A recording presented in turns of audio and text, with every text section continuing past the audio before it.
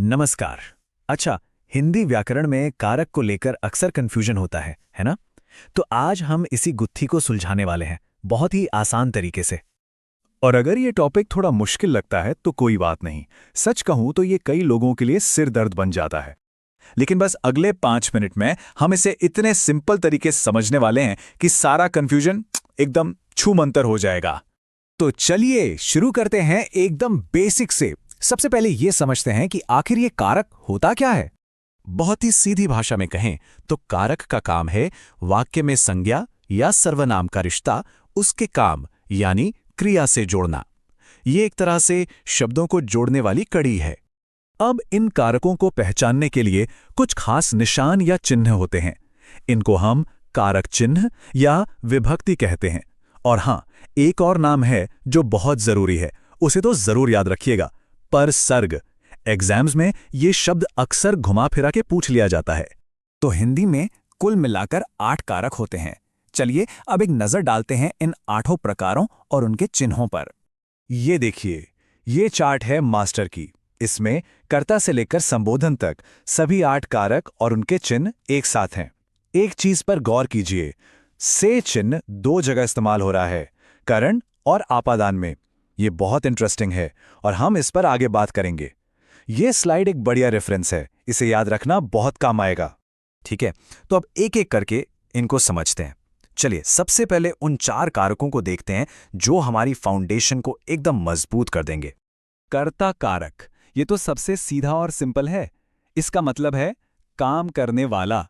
जो भी एक्शन कर रहा है वही करता है। जैसे इस उदाहरण में राकेश ने चित्र बनाया, तो काम किसने किया? राकेश ने। तो करता हुआ राकेश। दूसरा है कर्म कारक।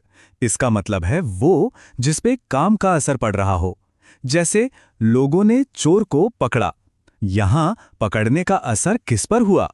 चोर पर। अच्छा, अब यहां एक बहुत ही जरूरी नियम आता है, ध्यान से सुनिएगा। अगर किसी वाक्य में एक से ज्यादा कारक चिन्ह हो, जैसे यहां ने भी है और को भी, तो कारक की पहचान हमेशा हमेशा आखिरी वाले चिन्ह से होगी। ये एक गोल्डन रूल है। एग्जाम्स में होने वाली गलतियों से बचने के लिए इसे बिल्कुल गार्ड बांध लीजिए। बस वाक्य के आखिर में जो चिन्ह है उस पर फोकस करना है। अब आता है करण कारक। करण का सीधा सा मतलब है साधन या टूल, वो चीज जिसकी मदद से काम हो रहा है। इसका चिन्ह है से और इसका भाव होता है के साथ या के द्वारा। जैसे लड़का कलम से लिखता है, यहां लिखने का टूल क्या है? कलम। चौथा है संप्रदान कारक। इसको याद रखने की एक बहुत अच्छी ट्रिक है। संप्रदान, इसमें दान शब्द छुपा है ना?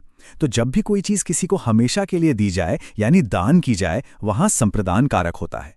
जैसे राजा भिखारी को कपड़े देता है, ये एक तरह का दान ही है। तो ये थे पहले 4। अब बारी है अगले 4 की, और इनमें कुछ ऐसे कारक हैं जहां अक्सर सबसे ज्यादा कंफ्यूजन होती है। तो चलिए ध्यान से देखते हैं। नंबर 5, अपादान कारक। इसका बस एक ही मतलब याद रखना है, अलगाव, सेपरेशन। जब कोई चीज किसी दूसरी चीज से अलग हो रही हो, जैसे पेड़ से पत्ता गिरता है, यहां पत्ता पेड़ से अलग हो रहा है। अब यहीं पर वो कंफ्यूजन आता है जिसका हमने जिक्र किया था, क्योंकि इसका चिन्ह भी से है। ये स्लाइड देखिए, ये सारे कंफ्यूजन को दूर कर देगी। से के 2 मतलब हैं। करण कारक में से का मतलब है जुड़ाव यानी के साथ, जैसे कलम से लिखना। और अपादान कारक में से का मतलब है जुदाई यानी से अलग होना, जैसे पेड़ से गिरना। एक में जुड़ना, दूसरे में अलग होना। सिंपल। अगला है संबंध कारक, और जैसा कि नाम से ही पता चल रहा है, ये संबंध या रिलेशन बताता है। का, की, के। जैसे राम की पुस्तक। लेकिन मजे की बात यह है कि कभी-कभी ये चिन्ह हमें दिखाई नहीं देता, छिपा होता है। तो फिर छिपे हुए चिन्ह को कैसे ढूंढें? चलिए इस उदाहरण से समझते हैं। वाक्य है, वह राजमहल है। अब इसमें तो कोई चिन्ह नहीं दिख रहा, लेकिन अगर हम राजमहल शब्द को तोड़ें तो क्या बनता है? राजा का महल। ये देखिए, मिल गया छिपा हुआ चिन्ह का। तो ये हुआ संबंध कारक। 7वां है अधिकरण कारक। इसे याद रखने की भी एक मजेदार ट्रिक है। अधिकरण सुनने में आधार जैसा लगता है ना? और इसका काम भी यही है, क्रिया का आधार या बेस बताना, मतलब काम कहां हो रहा है। इसके चिन्ह हैं में और पर। और हाँ, अंदर, ऊपर, बीच जैसे शब्द भी इसी की तरफ इशारा करते हैं। और आखिर में 8वां है संबोधन कारक। ये बहुत आसान है। जब हम किसी को पुकारते हैं या संबोधित करते हैं, जैसे हे राम या अरे सुनो, तो वहां संबोधन कारक होता है। इसकी पहचान है एक्सक्लेमेशन मार्क, यानी विस्मय आदि बोधक चिन्ह।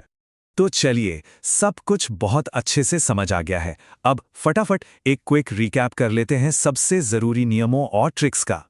सबसे पहला नियम, अगर वाक्य लंबा है और कई चिन्ह हैं तो बस आखिरी वाले पर ध्यान देना है। दूसरा, से के दो मतलब हैं, एक जुड़ाव यानी करण और दूसरा अलगाव यानी अपादान। ये वाक्य पढ़कर ही पता चलेगा। तीसरा, संबंध कारक के लिए छिपे हुए चिन्हों को ढूंढना मत भूलिएगा। और चौथा, अधिकरण मतलब क्रिया का आधार या बेस। बस ये 4 बातें याद रखिए, काम हो जाएगा। चलिए, अब तक जो कुछ भी सीखा उसे टेस्ट करने का समय आ गया है। एक छोटा सा सवाल। सवाल है, कमरे के अंदर क्या है? इस वाक्य में कौन सा कारक इस्तेमाल हो रहा है? जरा सोचिए। हमने अधिकरण कारक और अंदर, ऊपर जैसे शब्दों के बारे में क्या बात की थी? इसका जवाब सोचिएगा और इसी सवाल के साथ हम आज का ये विश्लेषण यहीं खत्म